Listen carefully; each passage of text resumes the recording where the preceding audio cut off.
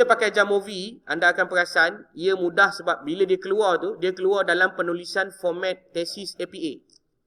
Kalau SPSS, dia kena sedikit pengolahan lah, dia tak automatik. So atas tuan-tuan dan puan lah untuk buat. Untuk menjimatkan masa, saya telah pun juga, saya tutup yang cloud, saya tutup yang cloud untuk menjaga memori komputer. Saya akan buka Jamovi yang saya dah install dalam komputer. Jadi setiap kali saya tunjuk yang SPSS, saya tunjuk yang Jamovi juga. Boleh? Jadi nanti anda dah install kemudian hari, anda boleh ada ability untuk practice the way of doing it lah. Saya akan pakai data yang sama, iaitu ADAT 2023 yang semalam kita bincangkan, yang ada A total sampailah B total final. Ada tak? Anda jangan buka file yang lain, anda buka file yang sama dengan saya. File-file selain daripada yang saya tunjukkan, tolong tutup. Kalau ada di kalangan tuan-tuan dan puan yang sempat untuk mendownload sebab banyak data yang masih available dan sebagainya, anda dipersilakanlah untuk download juga Jamovi ini. Misal katalah kalau ada siapa-siapa nak, dan boleh buat sama-sama dengan saya. Kalau tak, anda fokus SPSS je. Boleh Okey, dalam kes ni saya akan buka dua-dua file. Satu file SPSS, satu lagi adalah file Jamovi.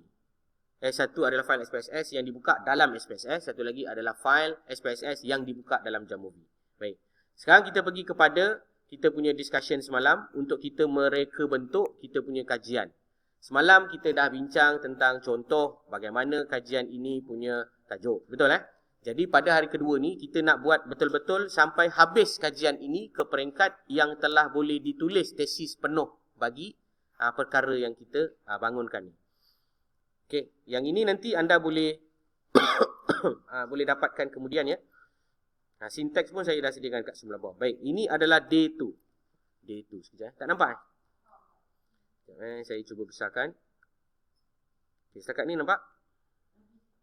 Lagi sikit Lagi sikit. 110. Okey, nampak? 125. Okey, ni better Okey, day 2, 4 April 2023. Baik. Sekarang ni kita ada satu tajuk. Tajuk kajian kita adalah kajian cross-sectional study.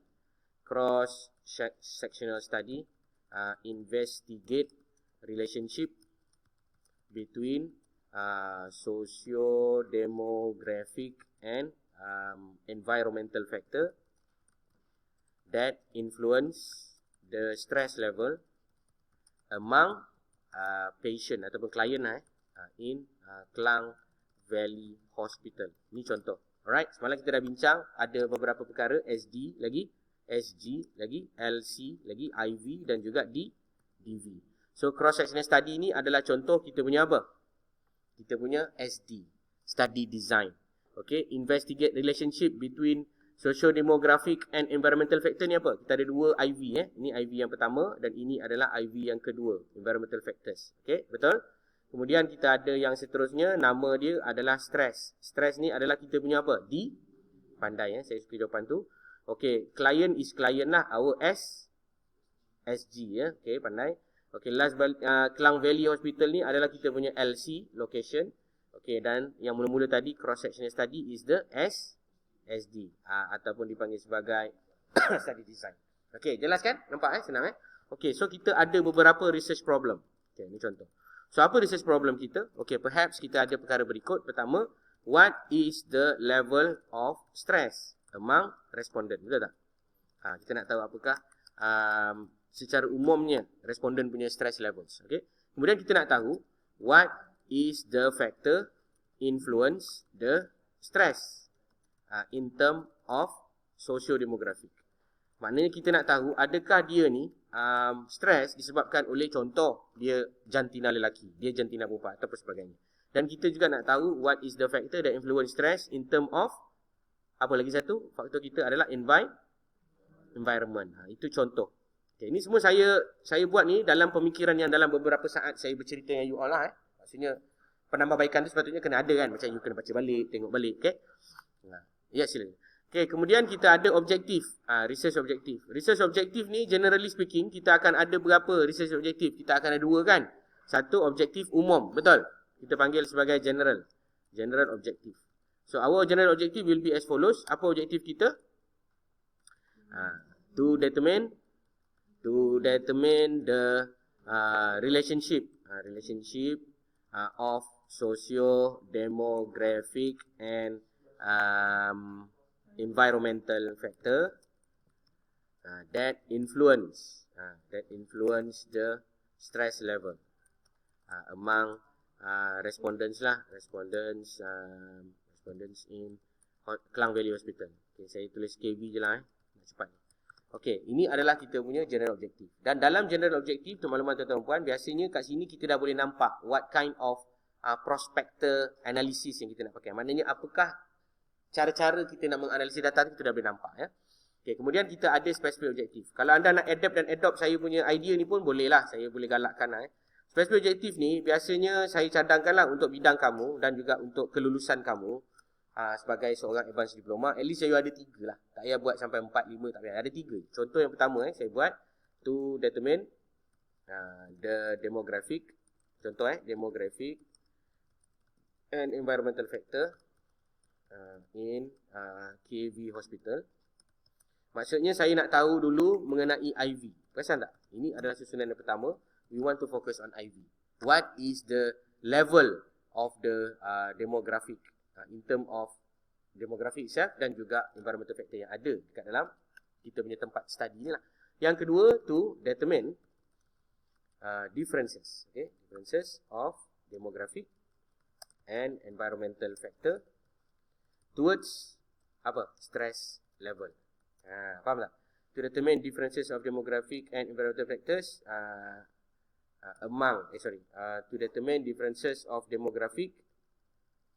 Okay, saya buat yang saya asingkan saya asingkan. To determine differences of demographic, to determine differences between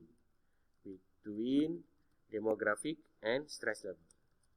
Okay, so yang ketiga pun sama juga, tetapi saya tukarkan demographic itu kepada apa? Environment. Okay, ini adalah contoh yang paling mudah lah sebab kita nak asing-asingkan kan. Demographic, ini saya tukar pada environment. Dan last sekali adalah apa? To determine relationship between environmental or demographic factors with stress. Macam itulah. Ini 4 contoh. Saya asingkan 2 dan 3 ni saya asingkan untuk mengelakkan confuse. Nampak tak? Boleh nampak ke tuan-tuan dan puan? Boleh nampak. Senang ke mudah? Senang ke susah?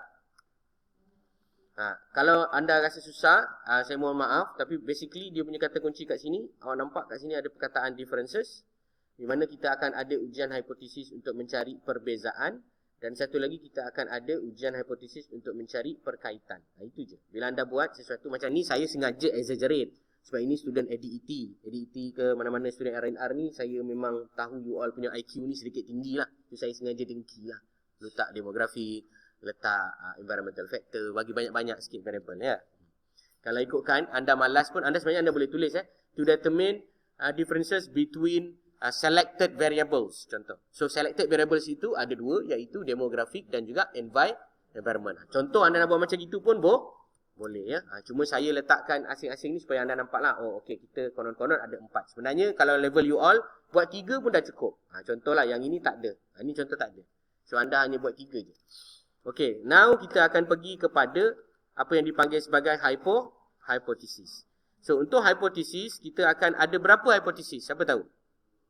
Okay, hypothesis kita akan ada at least tengok berapa banyak objektif yang berhypothesis. Kalau tuan-tuan perasan dekat sini, yang ini kita adalah hypothesis pertama. Nampak tak? Kita ada hypothesis pertama, yang ini hypothesis kedua, yang ini hypothesis yang ketiga.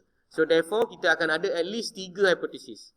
There is a significant difference, ini contoh, of stress level between different demographic factor. Okay, nampak tak? Ini yang pertama. Apabila kita tengok yang pertama, nama dia to determine the demographic and environmental factor ni, saya tak ada apa-apa hipotesis. Sebab apa? Sebab ini adalah deskriptif. Deskriptif tak perlukan apa-apa hipotesis. Faham tak? Yang ini, yang nombor 1 ni, perasan tak? Kenapa tiba-tiba hipotesis pergi yang nombor 2? Dia tak pergi nombor 1. Siapa boleh bayangkan tadi? Jawapan dia sebab apa? Sebab atas ni deskriptif. Yang bawah ni barulah adanya elemen inferential statistics. Barulah ada elemen ujian hipotesis. Ujian hipotesis yang contohnya macam semalam. Adakah stres berbeza di antara lelaki dan perempuan? Itu adalah elemen yang dipanggil sebagai differences. Wujud tak differences tu? Okey.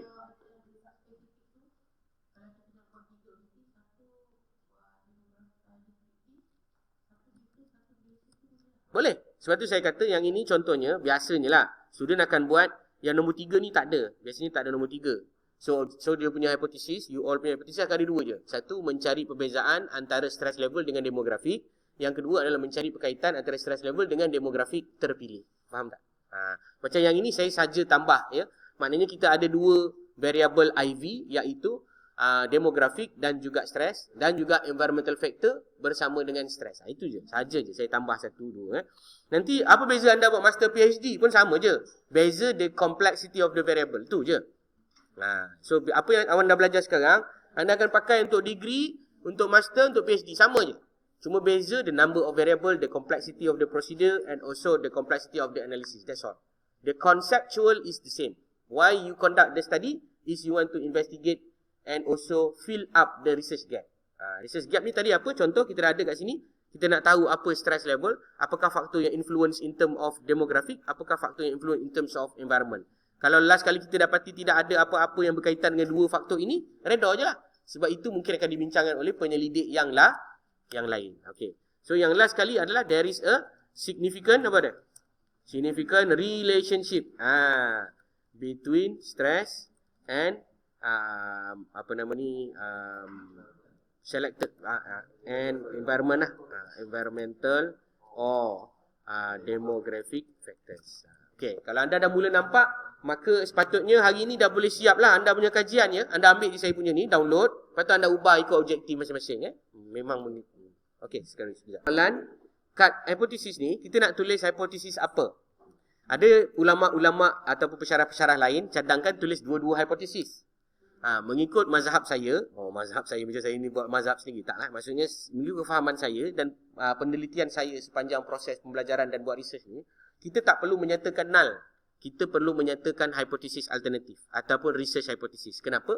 Sebab dekat situ kita nak tahu dia directional ke non-directional. Contoh macam ni kan, saya kata there is a significant difference of the stress level between demographic factor. Maknanya contoh demographic factor saya adalah umur. Saya nak tengok orang yang berumur atau orang muda, yang mana lebih stres. Itu saja. Saya tak cakap pun orang muda lebih stres daripada orang tua. Saya tak cakap sebab saya tak ada letak direction. So menjawab soalan puan tadi, adakah kita nak letak null atau alternatif? Cadangan saya jangan letak null. Sebab null semua orang tahu. There is no relationship. There is no difference. Yang kita nak tahu adalah alternatif, iaitu your prospector of outcome yang you try nak achieve. Which is dalam kes ni saya nak try nak tengok ada tak beza dengan demografi. Kalau age tak ada, jantina tak ada, bangsa tak ada, apa tak ada, semua tak ada. Tak adalah. So yang ada contoh environmental factor. So all the factor that may influence the stress is not because of the demographic, but is due to the other reasons, which is our environmental factor. Kebetulan semua tak ada beza. Macam mana? Demographic factor tak ada beza, environmental factor tak ada beza. Nak buat macam mana? Kesimpulan dia apa? Kesimpulan dia faktor yang lain yang tidak dikaji. Contoh saka, kita tak kaji saka tu. Kan? Contoh motivasi, contoh lah kan. Maknanya psikologi, benda tu lah yang sepatutnya dikaji, tapi tak masuk dalam skop perbincangan kita. So itu yang dipanggil research, kajian lagi. That's why bila you buat research ni, memang you ada plan. Saya rasa memang akan ada beza lelaki dengan perempuan, sebab perempuan lebih mudah komen berbanding dengan lelaki. Contoh, environment yang rendah akan lagi banyak stres berbanding dengan environment yang bagus. Contohlah. So itu anda punya andaian. Jadi andaian inilah yang anda akan uji, ya. Okay, itu panggil hipotesis. Okay, setakat ni jelas puan? Jelas, So apa-apa pun jangan tulis, jangan tulis lah. Null ni biasanya kita tak cerita. Okay, dia akan balik kepada satu masalah nanti. Pensyarah you ajar lain. So follow. Sebab yang bagi lulus you punya pensyarah. Saya bagi tahu mengikut jumhur ulama kajian dan juga kaedah nak menerbitkan artikel di dalam jurnal. Sebab saya jarang sangat buat satu benda setakat ajar je. Tak, saya akan buat sampai publication. So based on my experience, sebenarnya you kena stated your hypothesis alternative. Sebab null tu biasanya dah well known. Baik, kita pergi yang pertama. Table 1 kita adalah biasanya demografik. Baik, seperti mana yang saya dah cerita semalam, saya pun tak nak cerita panjang lebar. Oleh kerana yang ini akan banyak menggunakan manipulasi word, saya akan buka Microsoft Word pula lah, ya, untuk saya mulakan analisis saya sekarang. Baik. Semalam kita dah belajar tentang buat deskriptif. So saya dah bagi tahu deskriptif yang paling asas adalah data-data yang berformatkan data-data kategori dulu. Mulakan dengan data categorical dulu. So saya akan pergi analyze, descriptive dan frequency. Okay, semua sekali boleh try. Ini kita ulang balik semalam, tapi kalau boleh tak nak lama-lama, nak cepat-cepat. Sebab ini kita dah bincang semalam. Analyze, descriptive, frequency. Untuk menjawab objektif nombor 1, objektif nombor 1 adalah demographic factor. So demographic factor kita ada dua yang berkumpulan, yang berada dalam kumpulan nominal, iaitu gender dan race. Masukkan gender dan race, dah masuk dah? Kemudian kita boleh masukkan income dan juga age serta waiting time ni kemudian. Saya ulang balik, kita masukkan kemudian. Baik, setelah selesai kita masukkan gender dan race ni, anda boleh tekan butang OK ataupun anda boleh tekan butang paste lah. Saya tekan butang paste untuk generate syntax so that you can use my syntax to analyze your own data after this. So ini adalah day 2. Saya tulis kat sini lah. Day 2 analysis. Okay, ADET 2023. Baik. So yang pertama ni tadi, kita akan buat data analisis frequency variable. So selepas saya tekan run, maka dia akan keluar data seperti yang tertera pada layar. Boleh nampak? Jadi sekarang ni macam mana kita nak ambil data ni untuk masukkan ke dalam kita punya Microsoft Word. Sebab kita nak buat penulisan saintifik menggunakan Microsoft Word lah untuk tujuan penerbitan ataupun penulisan saintifik tesis kamu. So saya akan mulakan untuk menjawab soalan nombor 1, iaitu table 1. Okey, table 1. Allahumma salli ala Muhammad. Sorry, sekejap. Table 1. Okay, ini table 1. Demographic factor of respondent. Okay. Ambil dua je, race dengan gender je. Ambil dua je, tak apa. Nanti yang lain kita bincang sekejap lagi ya. Okey. Dah siap, maka saya akan tekan butang insert dan saya akan masukkan tabel dan saya akan masukkan beberapa row dan column. Dan saya akan tulis di sini variable. Dan saya akan biarkan satu ruang di situ. Dan saya akan tulis frequency. Dan saya akan tulis percentage. Saya akan tulis mean. Dan saya akan tulis SD. Ini contoh. Data-data demografi. Data demografi kita yang pertama adalah apa? Gender. Kita ada male dan juga female. Kemudian kita akan ada apa? Race. Betul? Kita akan ada Malay lagi. Chinese lagi. Indian. Okay, ini contoh macam mana anda nak buat secara manual lah. Kejap lagi saya tunjuk pakai Jamovi macam mana. Mesti anda sakit hati. Kenapa tak pakai Jamovi je? Selepas kita dah analisis tadi, kita dah dapat output ni. Betul? Output ni anda kena double klik pada kotak yang berkenaan. So saya akan copy dia punya content dan saya akan tekan di dalam Excel. Dalam Word. Dalam Word ni tolong tampal di mana-mana ruang yang lapang di bawah. Seperti yang saya tunjuk sekarang ni. Dan saya akan copy balik dan cut dan tampal accordingly lah. So siap saya punya table bagi gender. Nampak tak? Senang? Okay, cuba buat cuba buat. Yang kedua adalah race, sama juga double click. Kemudian saya akan pergi kepada Malay dan Chinese. Copy. Bila saya kata copy tu, tangan saya akan tekan Ctrl C tau. Kemudian kat sini tekan butang keep text only, cut. Cut adalah Ctrl X dan siap. Nampak tak? Nampak, tapi tak boleh follow kan, laju saja je. Okey, selepas table ni dah siap, sebenarnya anda kena masukkan variable-variable yang lain. Contoh variable yang lain, sambil-sambil ni saya buat je nanti anda tengok. Saya akan pergi yang sama, tengok, analyze, descriptive, frequency. Saya akan reset dulu dan saya akan masukkan age, income dan waiting time. Tapi waiting time ni saya tak masukkan lah. Saya masukkan apa? Saya masukkan wait hour yang telah dikonvertkan dalam bentuk jam. Okey, tengok tengok. Saya dah letak semua benda ni ke dalam analyze, descriptive, frequency, tapi saya tak klik butang reset, paste ataupun OK. Sebaliknya saya tekan butang statistics. Sebab saya nak request mean dan juga standard deviation. Serta statistik lain. Sebab apa? Sebab ikut suka saya lah. Kerana inilah table saya. Saya nak letak mean dengan standard deviation. Okay, contoh Okay, setelah saya tekan dua benda ni, saya boleh tekan butang OK. Dan saya boleh uncheck. Uncheck ni maknanya apa? Saya tak nak dia display frequency table. Sebab frequency table ni akan tunjuk, kalau kata ada 1000 data, setiap 1000 tu dia akan tunjuk berapa kekerapan datanya. So itu tak terpakai untuk gambar pembaris ni. Sebab ini adalah contoh data numerical. Ingat semalam kan? Data numerical kan? Dah siap ini, saya tekan butang paste. Okay, tuan-tuan pun boleh tengok. Hasil dia sebenarnya, saya nak tunjukkan, kita hanya mahukan mean dengan standard deviation saja. Ada setengah penyelidikan, ada setengah research yang bila tuan-tuan puan buat bersama dengan you punya pensyarah, dia akan minta detail dalam deskriptif. Maknanya you kena asingkan group tu, macam age tu ada age group pula. You buatlah ikut apa pensyarah you ajar. Macam mana nak buat age tu kepada group? Gunakan Recode. Semalam kita dah belajar kan, kita rekodekan mana yang bawah 20, 20 ke 40, anda boleh follow yang itu. Okey.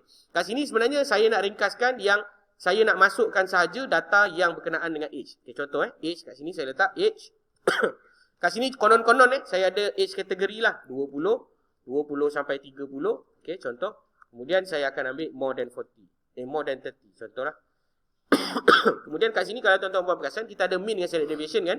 Jadi saya akan ambil mean dan standard deviation age, iaitu 3.8, 9, 38.9 dengan 29.26. 38.9 dengan 29.36. Contoh, alright, siap. Ni age. Dah siap table ni, maka anda boleh klik pada table yang berkenaan, pergi kepada table design dan anda boleh buang semua border yang ada, tinggalkan border yang di sebelah atas dengan mengelik kepada border yang berkenaan.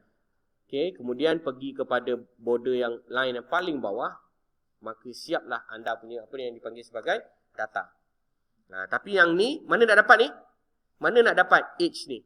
Age, group dan juga dia punya percentage. Kena gunakan recode.